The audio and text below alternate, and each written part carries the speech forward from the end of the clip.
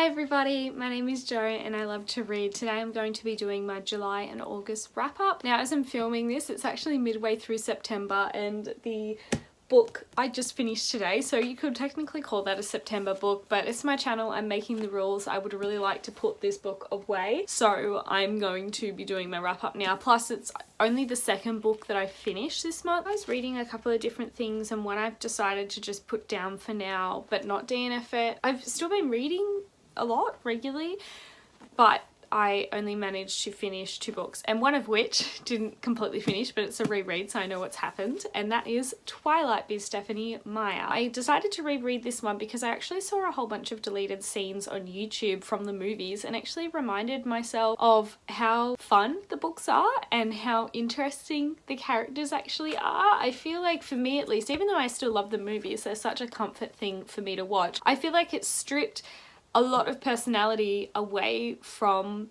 Bella and Edward and from their relationship. So rereading this, I had a really great time. I also decided to tab it too, but I have a couple of things that I want to talk about it that I've noticed since now rereading it as an adult, as someone who I'm 29, and I've also been on the internet a lot more, learning a lot more about social issues and issues that people have within themselves. This has been a really interesting, eye-opening experience. I still had a great time. I still enjoy it as a book, but there are some things that I just want to talk about as well. The first one is the parentification that Bella experiences, particularly from her mum. I had no idea as a teenager, and someone who, I think I reread this, I'm not sure if I've reread this at all in my 20s. Definitely my late teens I've reread it, but this was maybe only like the 3rd or the 4th reread, and I didn't actually get to the end. You can see I've sort of stopped having it. It's not because I had nothing to say, it's just that when we got up to James and that whole thing, I decided not to reread this one. And now I should also talk about what this book is about, no matter how popular I think it is. Twilight is a vampire love story. It is about a girl called Bella Swan who moves in with her dad to a town called Forks, which barely gets any sun. It is raining all the time. She ends up meeting this dazzling boy who appears to be her age, named Edward, but ends up learning that he is not what he seems. Rereading this, the parentification stood out so much to me. I don't know whether it's probably not so much being a parent myself, though I'm really glad that I've learnt this term since becoming being a parent. I've actually learnt it off Reddit, but it's where parents treat their children like the parents, and Bella's mum is hopeless. She's a hopeless human being, and I'm sure that it is probably weaponized incompetence. I'm sure that she could buck up and be a good human if she really wanted to, but she doesn't. And so even though we're not living with Bella's mum during the whole time this book and the series takes place, there is all these little bits and pieces in there that Bella talks about with her internal monologues, and even the way that she is with Charlie. She cooks dinner every night, and he make a few bumbling attempts to be like, oh Bella, you shouldn't be doing this, or at least being like super appreciative, but he still lets her take over the cooking and a lot of the household stuff without much of a fight or anything like that. So I just think that that was incredibly sad. I think that Bella is supposed to be painted as this mature person, and that part of that is the fact that she's had to be more of a parent in the relationship than her mum, and so it does make her seem mature, and that she seems to possibly be a bit more suited to Edward, who is actually a lot older than what he appears, and maybe that's part of it there. So I will be kind of going into mild spoilers in this for the romance, just for those of you who may not have read this, and I'm not going to be thinking that everybody has read it, because there have been times where I have gotten spoiled of stuff because it's been super popular and everyone's assumed that everybody's read it, but they may not have. So just a warning that I'll be talking about sort of mild spoilers to do with the relationship. Another thing that really bothered me is that the movies took out a lot of the humor, and that's not the book's fault, so it just kind of came up because of the way that I decided to reread this. But Bella is so funny. She actually has a lot of sarcasm, a lot of witty comments, and the conversations between her and Edward are really funny, and so that was really nice. That was a lot of the things that I tabbed up to sort of, a lot of my comments have got this versus the movie, because I've rewatched the movie like a dozen times, but not the book often, and so I'd actually forgotten a lot of stuff. The tiny little problem that I had with the romance, and again, keeping in context, as a romance, it's not real, like it's fiction, I enjoyed it, but the little bit that I did not like is that it is very heavy in the Bella's not like other girls thing is that Edward, this like amazing vampire who has been looking for a mate, and he's the only one in his family, well, not a mate, do they call it that, who's looking for a partner. He's the only one in his family that's not in love, and finally he has to find Bella, who out of all of the humans' minds that Edward can read, he has never found anybody quite like Bella. Now, I don't... That whole thing kind of frustrates me because it really makes me think Edward has been alive for a long time. So again, another mild spoiler. He's been alive for 119 years or something like that.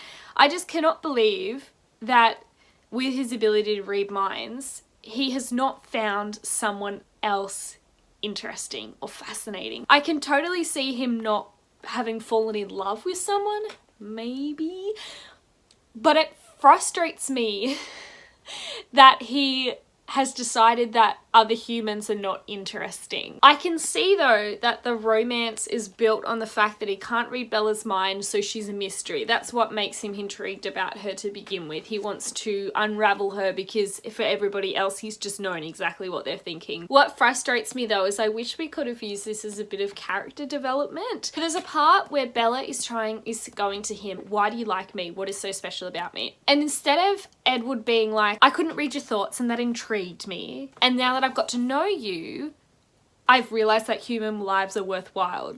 And so I've learnt that you are like other girls, because other girls are amazing. Every woman is amazing. Kind of have been a character development thing for Edward to learn that he just needed to look a little deeper and that he was being the shallow one instead of accusing everybody of being shallow. But instead, when Bella asks him, oh great vampire, why is it only me that you love? He just says, you should have heard the thoughts of every teenage boy when you arrived. And it was really frustrating because Edward, stay in your lane. Stay in your lane. You are in love with her. Tell her why you love her, not that every other boy also is attracted to her. That really frustrated me because I'm thinking, here is this eloquent, worldly, supposedly vampire man. Shouldn't he, out of everybody else, shouldn't he know how to tell her that he loves her in a better way than, oh, everybody else loves you, so of course. Because then it's like, well, if nobody else loved me, would you still love me? Like I'm being a bit sassy here, but it really frustrated me. And possibly some of the time that it was written in, when I was a teenager, I remember being fixated on, I'm not like other girls, I'm special. I don't know whether it's like a human instinct or a human drive, but most of us have experienced, well, is it? Or is it just the toxic culture that we grow up in to think that we have to compete? So I don't really know. It's really sad because this was so popular, and couldn't all of us teenage girls have learnt that Edward was the actual pinnacle of who we were looking up to, that we needed boys to write us love letters and to, not that he wrote her a love letter, but couldn't we have learnt through this book that men like you for like specific reasons about you, not in relation to other people? Anyways, I stopped reading this when that turned into a big Twilight rant. I stopped reading this towards the end because I just got bored of the battle stuff. I just wanted to read the romance, and yeah, so that was it. That was a fun reread. I'm probably not going to continue on with rereading the series because of I stopped in the end and, you know, there's other things and blah, blah, blah. But I am glad to have read it, to have reinstated my opinions on Bella and Edward and the fact that they are like a funny couple and they do have chemistry and they do like each other and they do spend time getting to know each other, but I just missed the mark there with why he loves her. Yeah, it's frustrating. The other book that I'm going to talk about is ACOTAR Thorns and Roses, ACOTAR by Sarah J Maas. Something that I actually never thought that I was going to read. I didn't actually, to be honest, know a lot about ACOTAR. I'd heard about Sarah J Maas with Selenia, Siddharthian, what are they called? Throne of Glass series. I've heard about that. I heard that they kind of got a little bit slow towards the end, and I hadn't really heard much about ACOTAR at all. And I was also heavily influenced by my favourite booktuber at the time, who I do not watch anymore because I don't actually enjoy some of what she says now. A little bit kind of too heavy-handed towards having to read the right things. You can still criticize stuff, you can still talk about why these things are not great in real life, but you can also love what you love. So ACOTAR For those of you who don't know, in non-spoiler sense, ACOTAR is about a girl called Feyre who lives in the human realm. She's a human herself, and there is a wall, and then the fairy realm is above. So the humans were enslaved by the fairies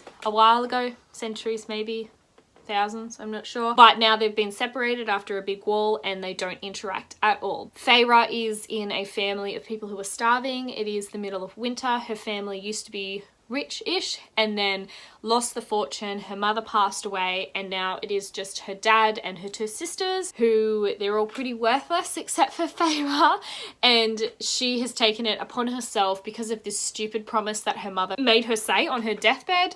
Feyre feels like she has to hunt and be basically the only one that looks after the family. And then the fantasy stuff that comes into it is that she she kills a wolf who she was aware was a fairy who had shapeshifted into a wolf, but she was hungry. She knew that his pelt would fetch a high price and they needed meat, and she also hates fairies because they're horrible to humans. Enter someone who comes to collect on that, and then she gets thrown into the fairy realm. I really didn't like these covers at all, but I actually kind of understand now this is the wolf getting shot. In non-spoiler terms, I had a really great time with this. I enjoyed the romance. It wasn't as heavy a romance as I was sort of expecting, but it was still good. It was still enjoyable, and I'm keen to continue to read the rest of these books to see how it goes. I did have a bit of an issue with the pacing at the start and then at the end. The start felt too quick to me, and then the ending felt too slow. I've also tried to read this book really quickly today so that I can film this wrap up, so that was possibly part of the problem with the end, maybe. Now, to talk in spoiler terms, hopefully a lot of people can join me on this because a lot of people have read this series. The pacing thing that I had trouble with at the start is the way that Tamlin and Feyre interacted with each other at the beginning felt odd. It felt like she had been there for months, or weeks, not hours. And when she was getting taken away by Tamlin, it felt really odd how easily her dad got away and how easily Tamlin made the deal with her, and I just wanted a bit more menace there. Now that I know all of this, I understand that, like, now that I've read the book, I understand that he was cursed and she was his last hope, so of course he was trying to be nice to her. I don't know how Sarah J Maas would have fixed that. Luckily the rest of the book is good, because throughout the start when she was at the manor, I'm just thinking, why is Tamlin trying to be nice to her? She just murdered his friend. That was really frustrating. I nearly put it down. It was boring me. The ending felt very long to me. I kind of get it. I think it needed to, considering that Amarantha ended up being killed right at the end of this book. I feel like the way that she was built up, if it hadn't have been 3 trials, if it hadn't have been such a drawn out ending, then it would have felt too easy to kill her, considering her reputation. But I was, after the first trial, that was really interesting. But then when we had the bits in between, because there's only 1 trial a month, I found it, I was a bit slow. Like when I was thinking, oh God, this is, this is what we're doing. That was where it felt a bit slow. And then, because I've read 100 pages in one sitting, which is very rare for me now, but I did appreciate that we had to do that stuff and hang out with Rysand a bit, develop the character a little bit there. I don't know if his name is actually Rhys or Rysand. I'm not going to say it that way because I never have, so it's Rysand for me. He's an interesting character. I kind of predicted that, okay, so this is going to be also spoilers potentially for the rest of the series. Sorry guys. I do know that she ends up with Rysand. Every time he was in the book, I was like, ooh, let's see how this goes. And I'm very curious, instead of being mad that there was a spoiler, I'm very curious to see how it goes from who he was when we were at the spring court to then someone that she ends up being with. Now, what I'm gathering is what I kind of predicted, in that Amarantha, or however you say her name, Amarantha, was making him do all the bad things. So I'm thinking that's kind of what will redeem him, and I'm thinking that possibly he will help Feyre with her grief over murdering those 2 fairies. I had a really good time. I'm going to stop this wrap up now though, because it has been very long for only 2 books, but I am pleasantly surprised with this and it's really fun. I think I'm always going to hopefully have a romantasy series on the get-go that has smut in it. Not that I can't read books without sex scenes, but I'm really enjoying it. So when I finish the ACOTAR series, or catch up, because there's another one coming up, so when I catch up to it, I will then be looking for another book that is romantasy that specifically does have sex scenes in it. But it doesn't mean that I can't also read books that don't have them in it. I like to balance my reading palette out a bit. Honestly, these romantasy books like Rebecca Yarros and now this one have kind of saved my reading butt this year. I just enjoy reading something fun, and not that I don't enjoy reading other books that are a bit harder, but it's also nice to, or harder to me at least, it's nice to have some books that are also just fun and romance and good times. And I love seeing every part of people's lives as well. So I'm nosy like that. I need to finish Sookie Stackhouse series because they also have spiciness in them as well. But the romantasy stuff, again, because Sookie is a little bit into paranormal romance. It's not that I don't like books set in the real world. It's kind of, this is why my book is actually really difficult for me to think about the market for it, because my book is in the real world and I enjoy things like Twilight, but I want adult.